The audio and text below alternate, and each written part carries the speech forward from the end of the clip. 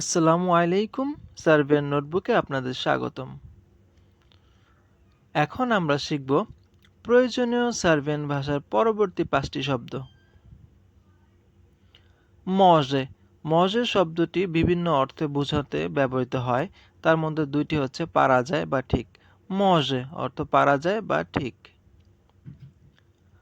নে মজে অর্থ পারা যায় না বা ঠিক নেই। নে মজে অর্থ পারা যায় না বা ঠিক নেই। গোবরিতে অর্থ আপনি কথা বলেন। গোবরিতে অর্থ আপনি কথা বলেন।